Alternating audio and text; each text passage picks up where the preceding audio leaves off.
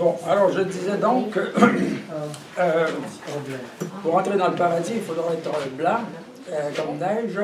Et puis, si Jésus-Christ n'était pas venu et n'avait pas été cloué sur une croix avec tous nos péchés sur les épaules pour les faire disparaître devant Dieu, on n'y entrerait pas, personne. Néanmoins, on n'entend pas? Bon.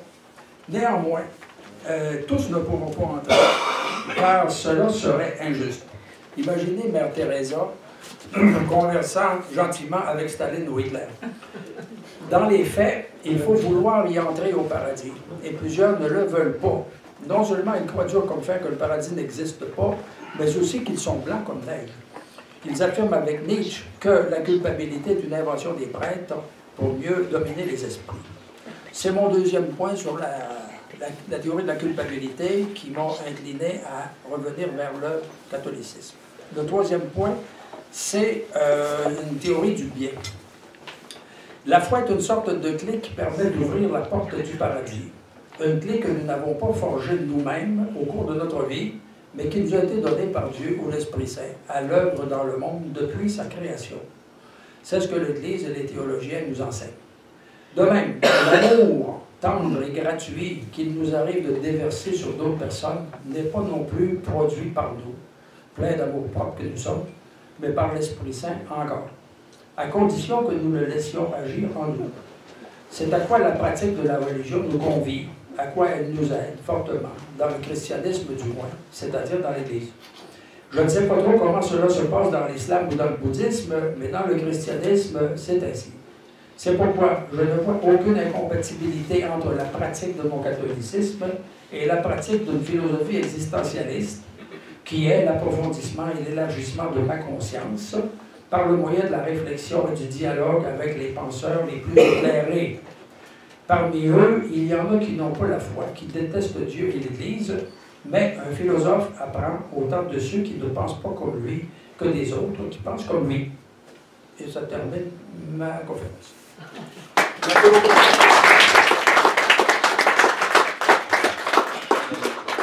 Il faudrait bien que ça marche pour que tu répondes aux questions. Oui.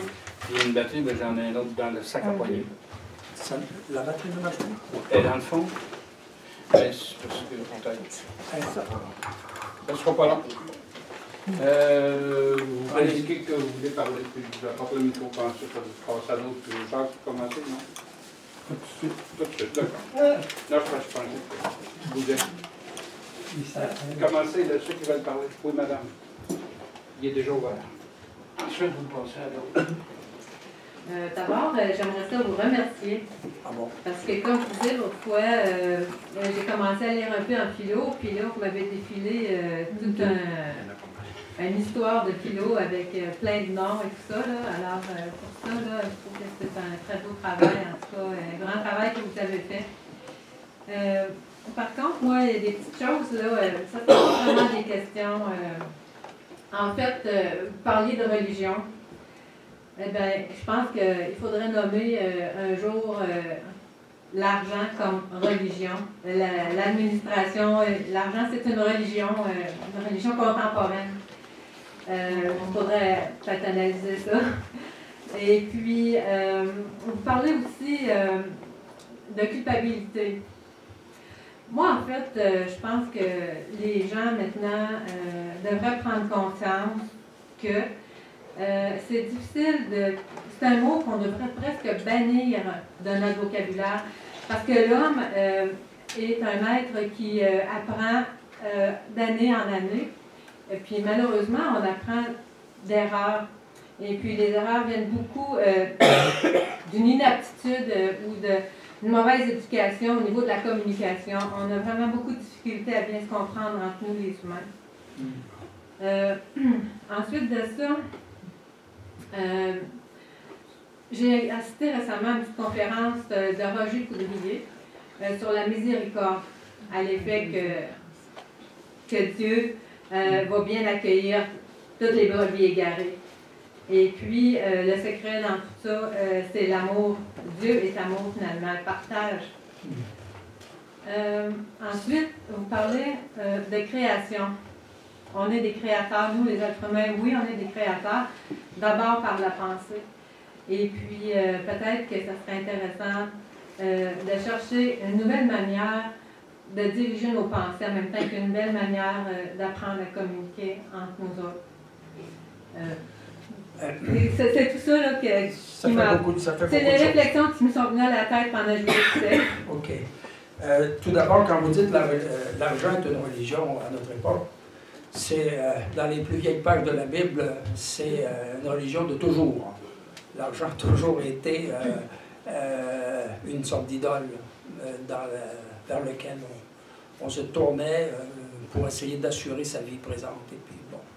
Alors, c'est vrai, mais c'est éternel, ce culte-là de l'argent. La deuxième question, elle portait sur... la culpabilité, peut-être? La culpabilité, oui.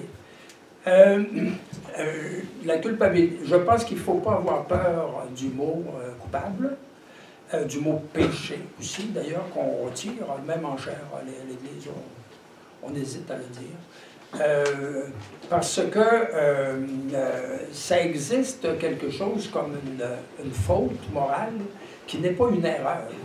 Une erreur de jugement, c'est possible, une erreur d'attention. Il y a toutes sortes de fautes qui sont des erreurs pour lesquelles on n'a pas de culpabilité au sens moral du terme. Mais il y en a d'autres pour lesquelles on devrait avoir de la culpabilité si on a une conscience morale un peu vivante, parce qu'elle peut être anesthésiée complètement.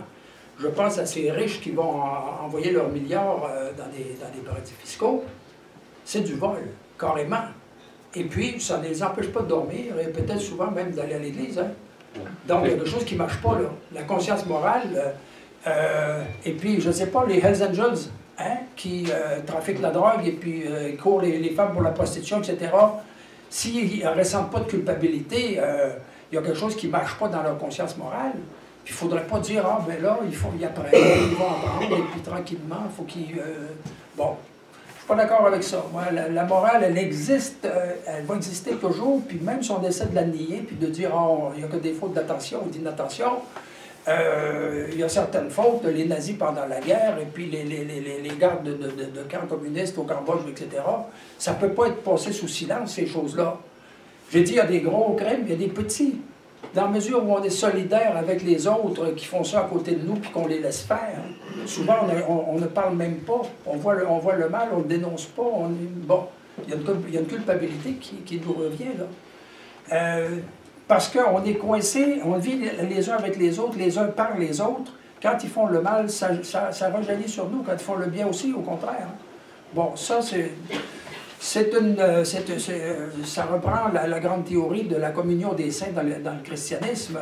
Ce qui se fait de bon par un, ça rejaillit sur l'ensemble, puis ce qui se fait de mal par l'un, ça rejaillit sur les autres aussi.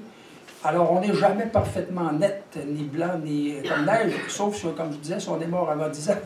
Parfois même, ça peut être 8 ans ou 7 ans. Bon. Mais voilà pour la culpabilité. Moi, je la maintiens. Et je dis, il ne faut pas avoir peur parce qu'il y a une partie de notre personnalité qui peut entrer dans l'ombre et faire pas mal de dégâts. Il y avait 3-4 points. L'argent, la créativité. Non, la créativité. La créativité. C'est évident que nous avons une liberté, ce qui fait qu'on a une conscience morale d'ailleurs qui peut être blessée ou entachée. On a aussi une créativité, on est libre. Et puis, en tant que chrétien, je dis fait à l'image de Dieu, créateur. Hein, la création, c'est seulement dans le christianisme qu'on l'a, pas dans le christianisme, dans la Bible. Hein, parce qu'ailleurs, le monde est éternel, il est là depuis toujours, mais du côté de l'Occident, la création, c'est un élément important de la croyance religieuse. Bon, nous, on est devenus des créateurs. À partir du moment, d'ailleurs, où on a dit que Dieu est mort, on s'est attribué aisément cet attribut-là. Il est créateur, c'est nous maintenant. Alors les artistes sont devenus des créateurs. Tout le monde est un créateur. Il prend la plume, n'importe quoi, il fait de la création. Les enfants de 6 ans font de la création. On abuse de ce terme-là, je crois. Mais néanmoins, ça reste que les êtres humains sont créateurs. Le développement de leur civilisation fait voir qu'on va dans du nouveau tout le temps. Puis ça, c'est une preuve de créativité. Il faut la développer. Je suis bien d'accord avec ça. Tout à fait. Enfin, autre... Luc Gagnon. Vas-y, prends le téléphone. Pas le téléphone. Voilà, une toute petite question. Tu as dit la formule du rationalisme. Oups. Il est bon. La formule du rationalisme, c'est que tout ce qui est réel est rationnel. Oui, bien, c'est tel qu'en principe de... Mais à partir de tout ce que tu as dit à ce sujet-là, moi, je finissais par comprendre tout ce qui est rationnel est réel. Voilà la vraie formule du rationalisme. En tout cas, c'est ainsi que commence Descartes. Oui. Ce qui est directement, ce qui est présent, c'est la rationalité. Et il conclut que c'est réel. Ça existe. Oui, mais il y a des choses qui existent aussi et qui ne sont pas rationnelles. Et ils ne sont pas rationalisables. J'essaie de dire, c'est le cas de l'aventure, par exemple. Si on programme son voyage, ça va être bien rationnel. Mais si on y va, ne sachant pas ce qui va arriver... Mais ça va autant, l'objection que tu fais là, va autant avec une formule qu'avec l'autre. C'est-à-dire... Avec la formule, tout ce qui est réel est rationnel. Oui. Tu viens de dire non, tout ce qui est réel n'est pas rationnel. Mais ça va aussi avec ma formule, tout ce qui est rationnel est réel. C'est parce que ma formule, je l'aime mieux, excuse-moi. Je l'aime mieux parce que elle est pleine de fausseté, voilà. Oui. Et moi, j'aime dire que le rationalisme est faux. Et dans sa formule même, tout ce qui est rationnel est réel, voilà la fausseté du rationalisme. Ah oui, là, je suis d'accord. Là, je suis d'accord avec toi. C'est ta seule réponse? Je suis d'accord? Oui. Bon, à la fin, il y a une philosophie du bien, qui repose beaucoup sur la compassion divine et le sacrifice, le don de soi de Jésus pour les autres, par amour pour les autres. Même avant qu'il meure, quand il dit « tout est consommé », c'est le mot, on m'a dit « plérum » qu'il utilisait. Il y a donc une plénitude qui est déjà atteinte avant sa mort, sa vie en étude, sa mort, la résurrection. Bon, ça me semble pas mal intéressant, difficile à aborder au point de vue philosophique. Par contre, dans ton exposé, quand tu as fait le lien entre la nature humaine, l'essence humaine et le bien, sans connaître l'essence ou sans connaître la nature humaine, on ne connaît pas le bien qui convient à tout le monde. Tu essayais de sortir de la difficulté sartrienne. Oui. Et là, tu t'embarques, du point de vue philosophique, dans quelque chose. Comment on connaît le bien à partir d'une essence ou d'une nature humaine qu'on connaît beaucoup par la psychologie, la biologie, la sociologie même, parce que nous sommes des êtres sociaux, par la linguistique, les êtres de parole. Comment on va connaître le bien à travers tout ça pour avoir une conduite qui convient au respect des autres et de soi-même? Et là, c'est quelque chose. Tu n'as pas éclairé du tout. Non. Je dis simplement qu'il faut se guider sur l'essence pour au moins avoir des balises à notre liberté et surtout tenir compte du corps. Mais si on veut développer, il faut évidemment qu'on prenne une connaissance de l'être humain au moyen des sciences, notamment les sciences sociales, les sciences psychologiques, etc. Là, on va mieux connaître l'être humain, puis on pourra mieux deviner ce qui est bien et ce qui est mal, ce qui peut donner une société qui marche et puis une société qui ne marche pas, etc. C'est exact. Mais effectivement, connaître l'essence humaine est un gros travail. C'est pas aussi simple. La définir formellement, abstraitement, un animal rationnel. J'ai ajouté cordial aussi, pour mettre la dimension du cœur et de l'intuition. Ça, c'est... C'est facile, mais entrer dans le détail, en effet, c'est une grosse tâche. C'est pour ça qu'on se fie sur les coutumes. Aussi, dans toute société, la culture, je dis au Québec ce qui s'est passé avec la Révolution tranquille, on a jeté par-dessus bord un grand nombre de normes, de règles, de façons de donner du sens à sa vie. Et là, il faut les inventer, mais tout ça, on peut faire des erreurs. Parce que la tradition, qui pendant des siècles, parfois, a maintenu des règles, les a, en un certain sens, justifiées. Alors, si on invente et puis qu'on crée des choses et puis ensuite ça ne marche pas, bon. Mais effectivement, il faut, on ne peut pas balancer l'étude des sciences. Je parle de philo, mais la philosophie, elle vit en compagnonnage avec les sciences, toutes les sciences aussi, physique. Il faut connaître l'univers, savoir où on est dans le monde, puis il faut connaître les sciences sociales, psychologiques et tout ça. D'accord? Mais c'est une bonne question. Il ne faut pas aller trop vite, autrement dit, dans le fait de la connaissance de l'essence humaine. D'une façon générale, elle est facile à définir, mais dans le détail, qu'est-ce qu'elle m'autorise à faire dans telle ou telle situation, par exemple de morale sexuelle ou n'importe quoi, là c'est compliqué. C'est compliqué. Il faut se fier un peu sur la tradition, les coutumes, nos institutions. Si on fait une révolution, on envoie tout ça en l'air. On est obligé de faire ensuite avec des pots cassés, beaucoup. Et c'est ça qui aurait dû être deviné dans la révolution communiste. On envisageait de faire une révolution en profondeur de la culture, de la société, de ses lois, etc. Au complet, il a fallu ouvrir les camps de concentration puis envoyer des millions de personnes en prison et en esclavage. Ça aurait dû être prévu, puis ça aurait dû calmer un peu les ardeurs, mais ça n'a pas été fait. On croyait à la dialectique hégélienne. On va avoir une phase comme ça, une autre, et puis ensuite on va avoir une synthèse, puis dans la synthèse, ça sera beaucoup mieux. Mais ce n'était pas le cas. Ça, c'est la mécanique idéaliste. Avec des idées, ça va très bien. Thèse, antithèse, synthèse. Avec des êtres humains qui vivent, c'est autre chose. Bon. Oui. Écoute, Yvon, oui.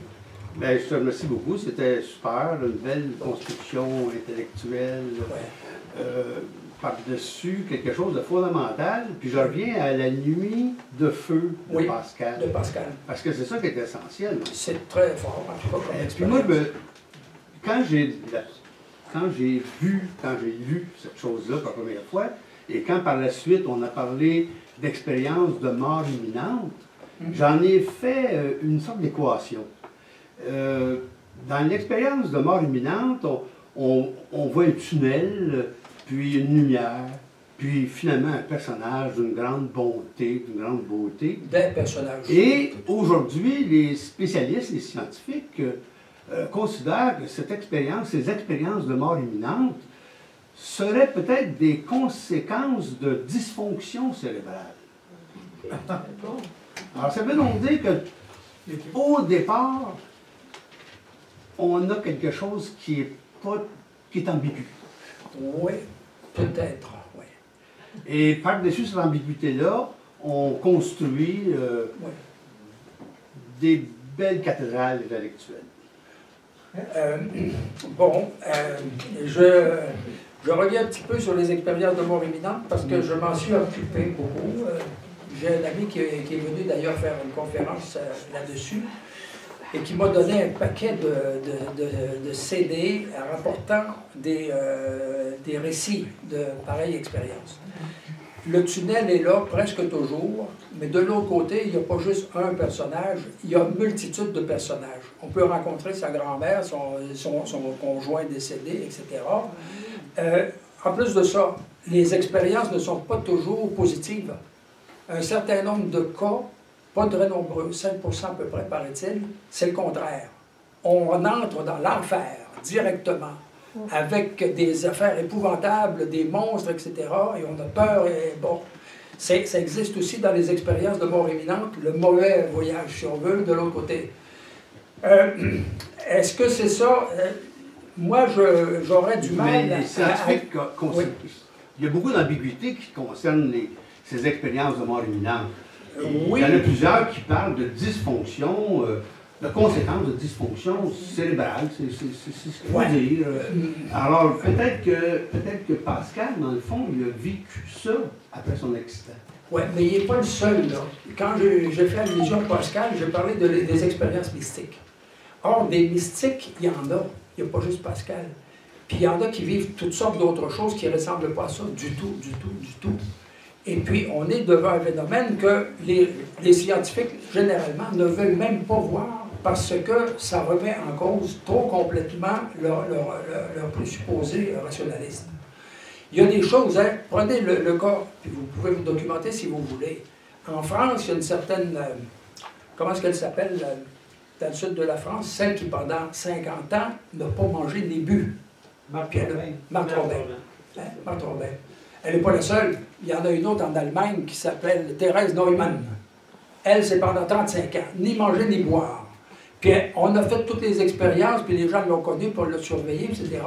C'est quelque chose qui est tout à fait inexplicable par la science, et c'est des mystiques en même temps. Parce que dans les deux cas, chaque semaine, le vendredi, elles revivaient la passion du Christ intérieurement. Puis elles avaient du sang qui coulait, des sueurs de sang, puis elles éprouvaient les douleurs. C'est raconté, ça, vous pouvez avoir toute la documentation là-dessus.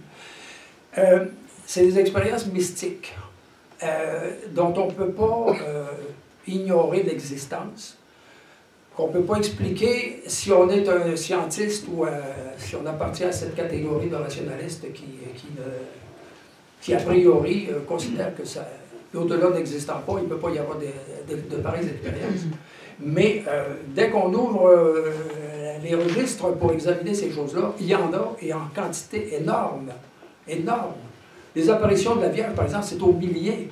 Et puis il y en a qui sont tellement évidentes devant des enfants et tout ça qui vivent des choses incroyables que, imaginez que notre cerveau est capable de fabriquer des histoires comme ça,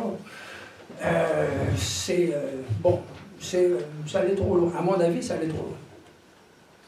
Voilà. Gérald. Oui. Alors, quand vous parliez de l'expérience, de l'existence, et que vous disiez que l'être humain, finalement, devait être compris, suivi, ni plus ni moins, et on devrait le connaître dans ces manifestations-là, je trouvais qu'il y avait quelque chose d'intéressant, il y avait un parti pris pour l'humain intéressant. Mais quand vous disiez aussi que cet humain-là, dans ses actions, est imparfait, impur et bon. Coupable. Bon, là, je trouvais ça intéressant, mais c'est quand vous êtes venu à parler de l'essence et dire que là, il faudrait peut-être qu'il corrige ni plus ni moins ses activités, ses actions en pensant l'essence. Bien, il me semblait que là, vous supposiez encore une fois un système. Bon, en étant dans l'expérience, on était ni plus ni moins en dehors des systèmes, mais en parlant d'essence, là, vous rétablissiez un système, et ça me semblait un peu inquiétant, d'autant plus que vous le reliez à la culpabilité, au phénomène de la culpabilité, entre autres. Et là, la culpabilité, quand vous disiez, par exemple, qu'il fallait, que c'était horrible, les traditions, que dans le fond, l'être humain, non, vous ne disiez pas que les traditions étaient horribles, au contraire, que les traditions, c'était horrible qu'on en soit sorti, mais je dirais que les traditions, on a bien vu, entre autres au Québec, que les traditions créaient aussi des horreurs. On créait des horreurs et des terreurs, et vous parliez de la tradition religieuse. Si vous êtes allé voir le film La Passion d'Augustine, vous avez vu que même à l'intérieur d'un système qui était supposé être beau, une tradition qui était supposée être belle, il y avait aussi des horreurs et il y avait des soumissions terribles. Et la tradition ici au Québec, en tout cas cette tradition-là, elle nous a amené du côté de la culpabilité. Et la culpabilité, on sait très bien que c'est une manipulation ordonnée par le pouvoir et que c'est une terreur qu'on installe pour justement détester l'humain, détester ce qu'on est. Et c'est ça que je trouve, je pensais que vous iriez dans ce sens-là, mais il me semble qu'à survaloriser, à revaloriser, disons, la notion de culpabilité, en en disant que dans le fond les actions humaines sont mauvaises et qui sont condamnables à bien des niveaux, je me dis, ce que vous ramenez, c'est dans le fond un mépris de l'humain. Et un mépris de l'humain dans ce qu'il a d'indécis, de contradictoire, d'imparfait. Et pourtant, ce que vous aviez dit à un moment donné, c'est que cet humain-là, on peut le comprendre, on peut le connaître à partir de ces imperfections-là. Mais là où vous me gênez, c'est quand vous faites apparaître l'essence, qui pourrait venir corriger, et qui pourrait venir diriger, et quand vous ramenez l'idée de la tradition qui pourrait être, qu'il faudrait rétablir ni plus ni moins. Là, je trouve qu'il y a une méfiance à l'égard de l'humain dans ce qu'il est, tout simplement dans ce qu'il est, avec son expérience, avec ses tentatives, avec ses explorations, et avec la connaissance de l'humain dans ce qu'il est profondément en dehors du système. On dirait que vous avez parlé en dehors du système, mais là vous le ramenez avec le système religieux, vous le ramenez ce système-là. D'abord, ramener la tradition, je ne veux pas dire ramener toute espèce de tradition. J'en ai parlé comme d'une chose qui comporte du bien et du mal. Il y a de mauvaises traditions et il y en a de bonnes. Et toutes les sociétés fonctionnent avec un acquis quelconque qui peut s'appeler coutume, us, tradition. Et on n'a qu'à choisir les bonnes. Parce que, effectivement, tout n'est pas mauvais, tout n'était pas mauvais, y compris dans le Québec des années 50 et avant, parce qu'autrement, on ne serait pas là. Puis on aurait corrigé les choses, parce que quand ça va vraiment trop mal, la révolution, on ne peut pas l'arrêter. Si ça avait été intenable, l'espèce de tradition, en gros, qu'on avait au Québec, ça aurait sauté avant les élections de 1960. Alors, l'idée, c'est pas de reprendre toutes les traditions du passé. L'Église aussi évolue, elle change. Il y a eu le Concile Vatican II qui a changé beaucoup de choses dans la tradition de l'Église, mais on ne l'a pas pris, nous, parce qu'on a lâché juste à ce moment-là.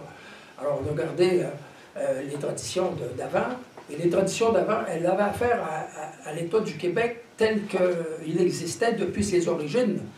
Et puis, il y avait une justification à certaines traditions qu'on ne veut plus avoir, mais qui nous met dans une position de vulnérabilité beaucoup plus grande. Le Québec est en train de disparaître comme nation francophone, hein, entre nous, là, et puis ça ne sera pas tellement long. Puis c'est impossible de marcher en arrière. La cause, c'est qu'à la base, il y a un déficit démographique qui ne peut pas être comblé. Bon, ça fait partie des... Ça fait partie des directives que l'essence humaine peut donner à notre liberté pour fonctionner. Le Québec a fait un choix, il a mis ça de côté, mais il s'en va sur une voie où on va être intégré dans l'Empire américain dans les 50 prochaines années, c'est à peu près sûr, avec le Canada d'ailleurs. Bon. D'autre part, je reprends un système, tu sembles dire, je suis contre le système philosophique idéaliste, parce que c'est trop dangereux, il met à distance l'existence, et c'est dans l'existence que ça se négocie les grandes affaires. Mais le religieux n'est-il pas justement Le religieux est aussi un système, je veux bien, idéal, mais je ne demande pas qu'on s'y mette à 100%. Je dis que je reste aussi un philosophe. Puis en tant que philosophe, je suis un chercheur de vérité et quelqu'un qui critique aussi le religieux. Il faut être capable de critiquer le religieux. Puis ça fait partie des nouvelles façons d'envisager le catholicisme aussi. Et puis le rôle de nos religions, notamment dans une société, c'est de critiquer cette société. Autrement, le pouvoir politique et économique est tout à fait dominant, et puis on a la pensée unique. C'est les décideurs de Davos, etc., qui font la loi, et puis tout le monde obéit. Le religieux devient un élément permettant la critique de ça. Puis il doit le jouer, ce rôle-là. Puis on garde sa liberté d'esprit aussi, même si on est chrétien. Là. Ça ne veut pas dire qu'on est devenu des moutons et puis qu'on a mis la pensée à la poubelle. Je veux pas, si j'ai donné cette impression-là, je m'excuse, mais ce n'était pas mon intention.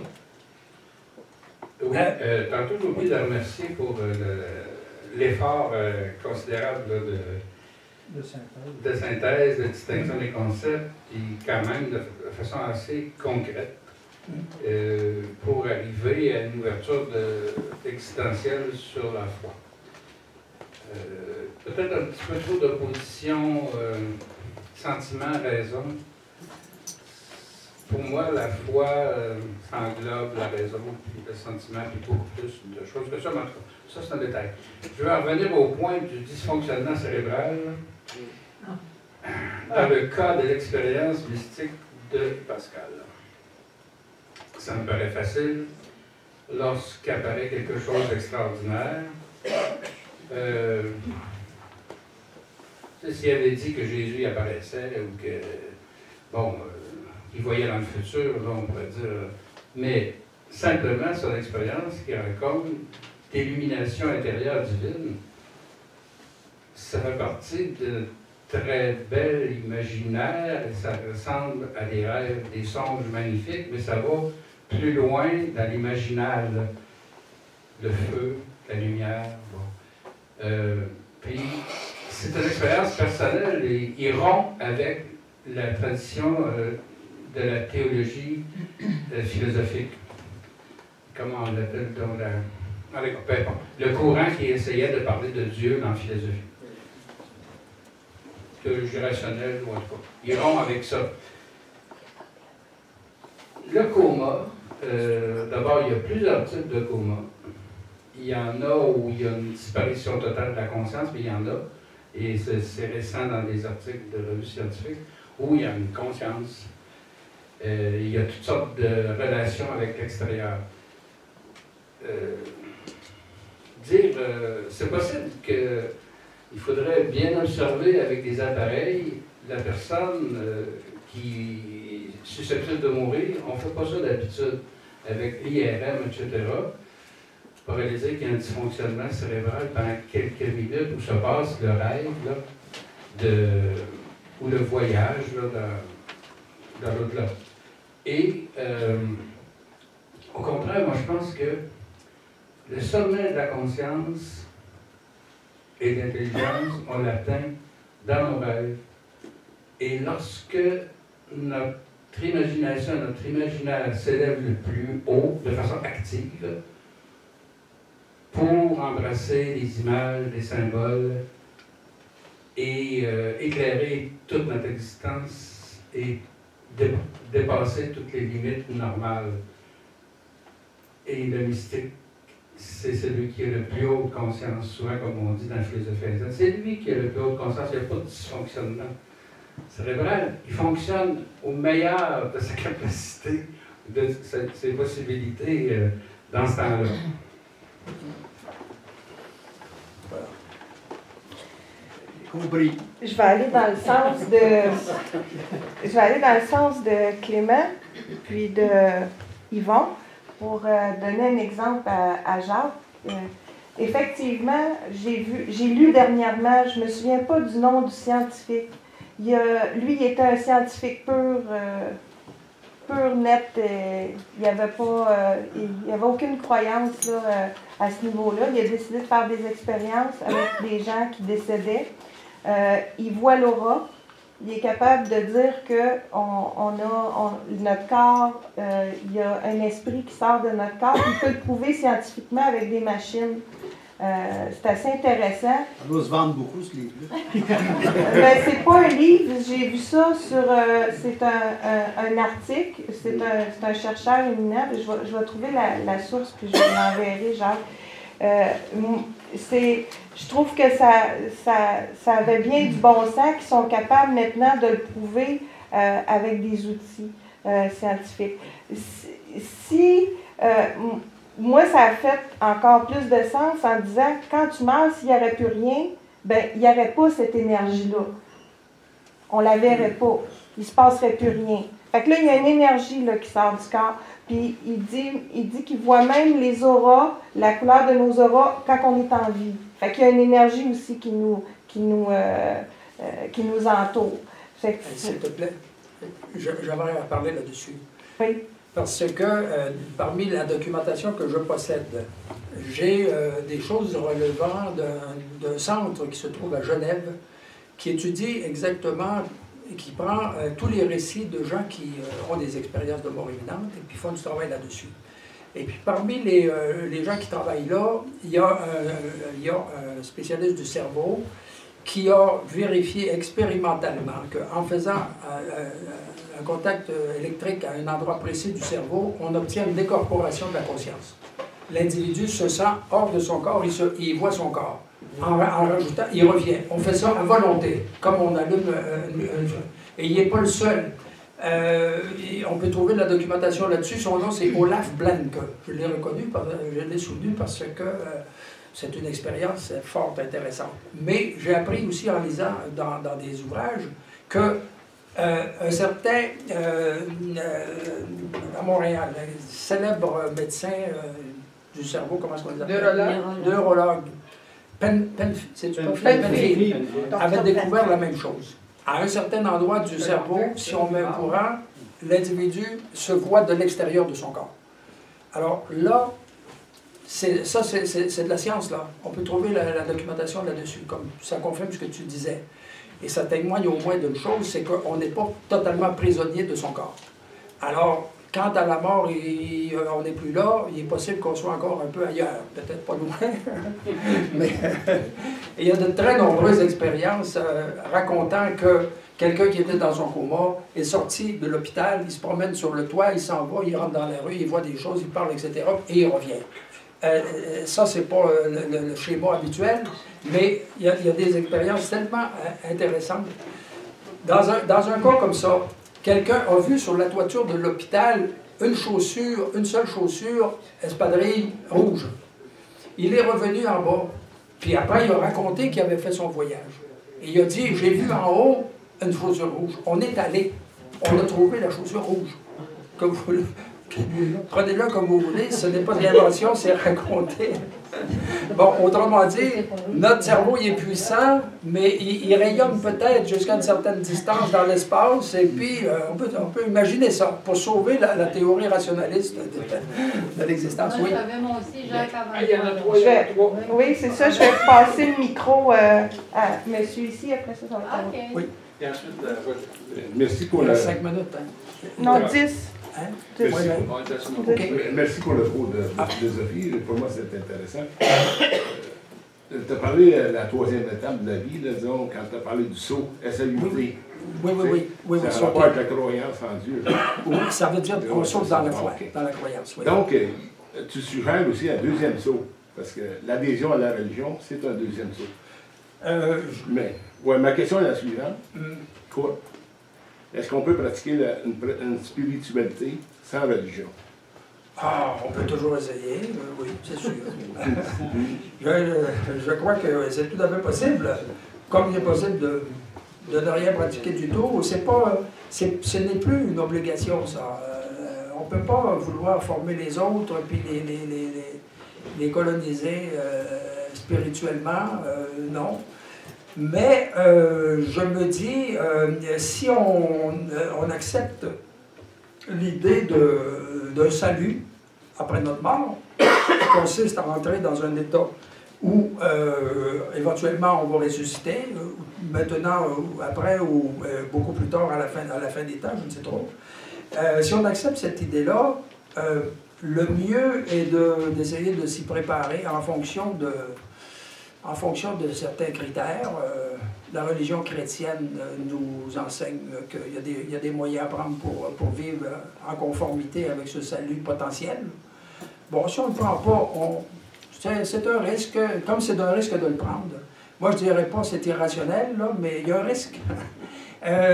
Pascal l'avait très bien vu, parce qu'en comparaison avec Kierkegaard, qui parle d'un saut, puis absurde dans la foi, Pascal fait son fameux argument du pari.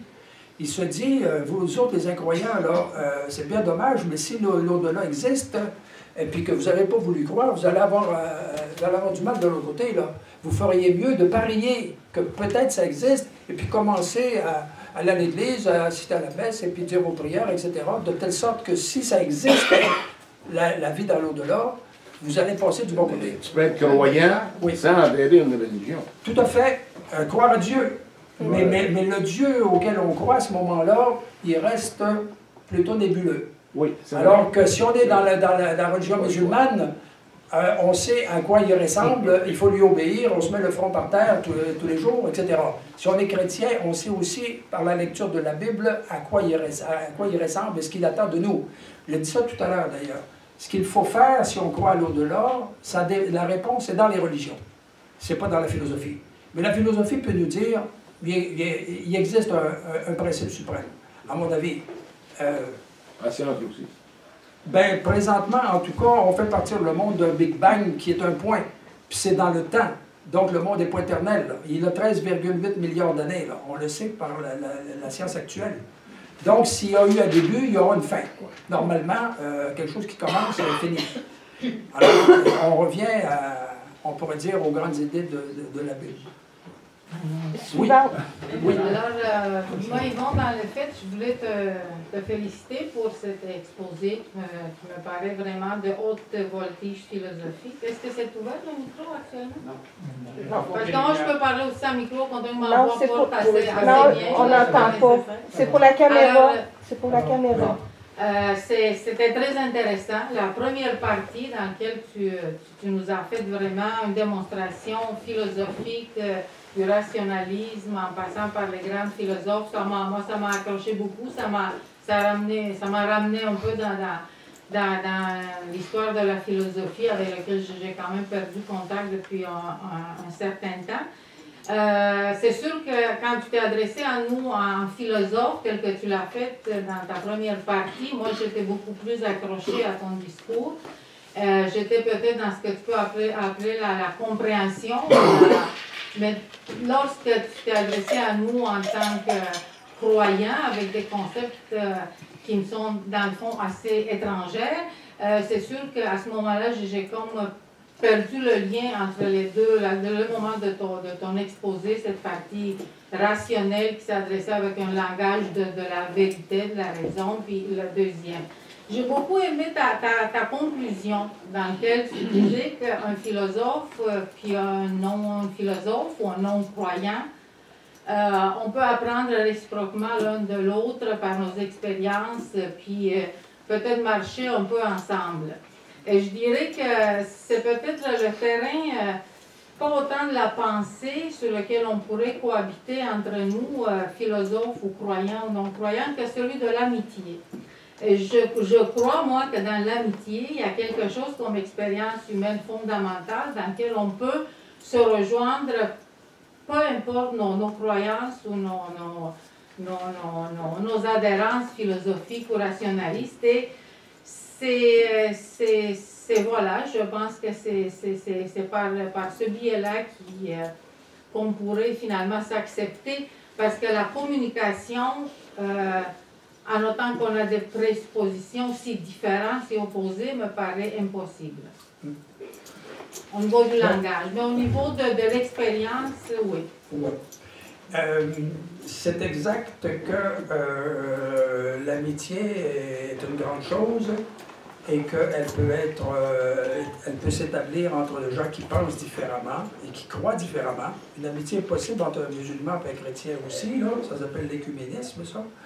Mais néanmoins, ça a certaines limites, parce que l'amitié, c'est quelque chose de vivant. Et puis, ça doit aussi ne pas laisser, a priori, certains secteurs de l'existence à côté. On va être amis, mais ne parlons jamais de religion. Ou bien on va être amis, mais ne parlons pas de politique. Ça diminue au moins la valeur ou la qualité de l'amitié. Une vraie amitié devrait être ouverte. Et puis, ne pas vouloir rendre l'autre semblable à soi, mais être capable au moins d'échanger là-dessus et de soulever des questions. Et puis, pour que l'amitié serve aussi à faire évoluer la pensée. Si on ne marche que sur nos acquis, l'amitié est une camaraderie, pas vraiment peut-être une amitié. D'autre part, pour ce qui est de mon adhésion à la religion, c'était dans ma conclusion d'ailleurs, et pas la deuxième partie. Et ce que tu as mentionné comme conclusion, c'est la conclusion de la conclusion. Quand j'ai dit, on peut apprendre aussi de ceux qui ne pensent pas comme nous et qui détestent la religion, certainement.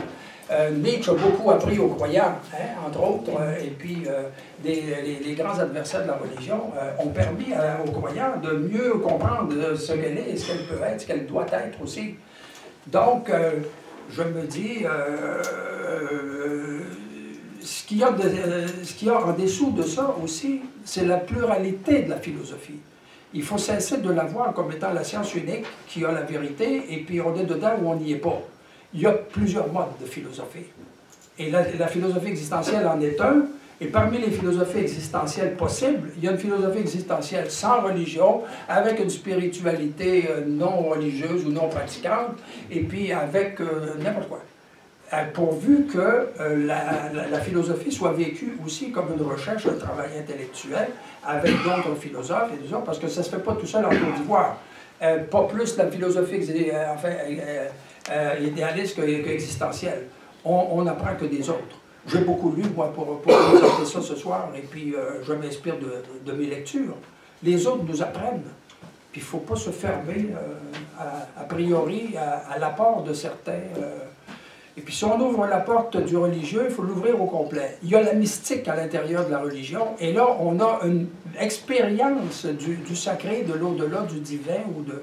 Ça, les livres là-dessus et les témoignages sont tellement nombreux que rejeter ça, c'est malhonnête intellectuellement, de mon point de vue. Alors, c'est pas simplement la croyance aveugle qui fait entrer en religion, ou dans la religion, si on veut. Il y a aussi des cas d'expérience qui sont extraordinairement troublants et qu'on ne peut pas mettre de côté. Bon. Dernière question. Ben oui, parce que il est moins 10. Une des dernières. Une dernière. On passe notre temps. Roger. Bon, j'ai aimé ça, malgré que les oreilles me fourraient. Ça se comprend. Moi, je serais plutôt dans l'opposition à... Pas à tout, là, mais disons, du côté religieux. Puis Laura, je connais Laura Secor, Laurent Boréal, mais c'est peut-être sérieux quand même, là, mais disons qu'à première vue, par rapport à l'existentialisme, l'existence précède l'essence. Mais justement, il se passe l'essence, ça. Il n'y en a pas d'essence, sinon que toute notre vie va la définir en cours de route. Il n'y a pas d'essence, tu sais, sur lequel comme modèle assifié. Je le sais, je le sais bien, mais j'ai montré que c'est incohérent. Parce que la liberté sartrienne, elle veut aussi construire une essence, et puis pour y arriver, il faut qu'elle soit universelle, il faut qu'elle s'applique à tous les hommes. Autrement, une essence de moi personnellement, ça me vient. C'est ma personnalité, tout simplement. Mais si ce que je construis doit être l'essence humaine, il faut qu'elle soit valable pour les autres. Et à ce moment-là, je mets des barrières à ma liberté, et puis je ne la connaîtrai pas d'ailleurs avant d'avoir agi, ce qui est incohérent. Ça, tu as la prétention qu'elle soit valable, même si elle est faite par chacun. C'est un modèle d'existence humaine qui est fait par chacun. À la fin de sa vie, voilà une essence humaine possible. Okay? C'est comme ça qu'on j'ai compris ça. OK, d'autres choses? Par rapport à la finitude humaine, moi, je serais plutôt un matérialiste athée, disons. C'est-à-dire que pour faire de la philo, moi, avec la philo, justement, la philo dispose de la religion. Tu n'as plus besoin de religion. Si tu fais de la philo, tu gardes l'esprit critique, tu te sers de la raison et tu essaies de comprendre la finitude humaine. C'est-à-dire quoi? On commence à faire de la philo en acceptant qu'on va mourir. Tu ne mets pas d'autre. C'est justement... La philo, c'est pour apprendre à vivre et à mourir aussi. Okay? C'est justement pour se passer de la religion, de la philo. C'est pour qu'on développe tranquillement un goût de l'existence qui nous suffit, qui nous compte et qui nous amène au bonheur, si possible. Mais en se passant, justement, c'est faire face au fait qu'on va mourir. C'est celui-là qui est le plus dur à accepter. Ça, c'est très beau, puis ça s'accepte très bien quand on est jeune, beau, en santé, riche, etc. Quand on a tout ce qu'il faut pour avoir une belle vie sur Terre, etc. Il nous manque la conscience morale, par exemple, parce que... Bon. Mais qu'est-ce qui arrive quand on est venu au monde infirme, puis où on a été gravement blessé, etc. Quand la vie nous a maltraités, puis qu'elle nous a mis dans les pires situations. Ah, mais c'est supposé qu'il faudrait une justice. c'est pas comme ça que ça marche, pas de ma faute. Non, mais tu supposes que l'existence, elle peut s'accepter n'importe quand, n'importe comment. Je te dis, c'est très beau quand on est jeune et beau en santé, mais quand on ne l'est pas. Ben, quand on ne l'est pas, alors, on est avec aussi. Alors on se dit, c'est terminé pour moi, puis tant pis pour moi. Mais ça ne marche pas. Il y a un sens de la justice au fond de nous. On peut avoir de la compassion, on peut aider, on peut faire bien d'autres affaires, puis il faut s'engager avec les autres, avec solidarité. Ça n'empêchera pas que le monde va mourir pareil. Là, tu sais. Ben oui, ben fait. Bon, ben. Tu n'as pas le sens de la justice que moi je ressens. Ben le sens de la justice voudrait qu'on soit égaux au moins dans le bonheur. Une justice après la vie. Non, je dis, il faut qu'on aille après la vie pour pouvoir corriger l'injustice de cette vie. Ma question comme il faut. OK? Donc, moi, je dis que la philo, pour répondre à la finitude humaine, avec l'esprit critique et la raison seulement, pas de religion, pas bien d'autre, OK? Recherche du bonheur, recherche de vérité. Donc, sans religion, sans croyance, sans foi, c'est suffisant. La foi aussi, pour moi, c'est même un faux concept. Dans ton article que j'ai lu aussi, la foi poétique, la foi littéraire, la foi scientifique, comme ça, la science et la foi, ça va pas ensemble, c'est deux paires de manches différentes. Qu'est-ce que tu veux? La foi, c'est religieux et c'est une croyance en un tout autre, okay, dans lequel on mettrait notre confiance. Et c'est un plongeon dans le vide. C'est quand tu arrives en bas que ça commence à être plus dur. Quand tu arrives du 40e étage sur le trottoir, tu sais, la foi, c'est se tirer dans le vide pour rien. Ça ne sert à rien. C'est faire face à l'existence qui est important dans la vie. Fait que c'est tout ça pour nous dire que la philo, pourquoi ça ne serait pas suffisant pour affronter l'existence? Bien, toute la conférence. Toute la conférence. Merci. Il reste avec une dernière question, puis après ça. Ah, il y a encore J'avais deux remarques. La première, c'est au sujet de la théorie du bien. Oui. Il me semble que le premier pas très important vient justement de la philosophie chinoise, qui est supposément vide. Ben, dans le vide, le vide dans la mentalité chinoise. Puis, pour moi, le premier pas qui est fondamental, c'est tout simplement la règle d'art, qui ne dit pas quel bien que tu dois faire. La règle d'art ne dit pas « fais aux autres ce que tu voudrais qu'ils te fassent », mais bien « ne fais pas aux autres ce que tu ne voudrais pas qu'ils te fassent ». Pour moi, ça, c'est fondamental. Deuxième remarque que j'avais, c'est au sujet du pays de Pascal, qui dit « bon, si ça existe, puis qu'on n'y croit pas, moi, ça me fait penser aux publicités de l'auto. Si tu n'as pas de billet, tu ne gagnes pas. » Ça, c'est une personne qui gagne, mais il y en a 5 millions à côté. S'il n'y avait pas de billets, elle ne perdrait pas. Bon. À propos de... Non, je parle juste du pays. L'idée du pays, oui. pour moi, ça m'appelait...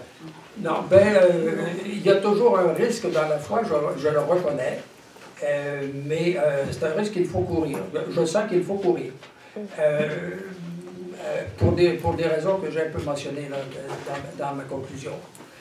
D'autre part, je reviens sur la conception taoïste, parce que j'ai lu dernièrement là-dessus d'un penseur français qui est d'origine chinoise, il s'appelle François Cheng.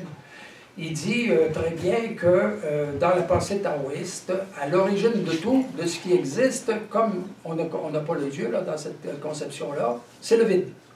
Du vide apparaît le monde.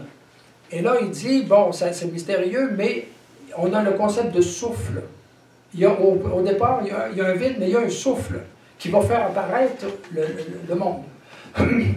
Bon, alors le souffle, à mon avis, c'est Dieu qui est caché là-dedans, parce que le rien et le néant ne peuvent pas engendrer le monde. C'est dommage, mais c'est pas une source fiable. Non, c'est des mots, je veux dire, toi, tu dis Dieu et tu le définis. L'autre, lui, il est plus sage, il n'est pas capable de le définir, il dit c'est le vide. Oui, mais le vide ou le néant, ça ne fait pas grand-chose, à mon avis. Quoi qu'il arrive, je ne sais pas si on dire. On conclut. On conclut. On conclut? Oui. Non. Ben, non. Je ne sais pas ce que je dois dire.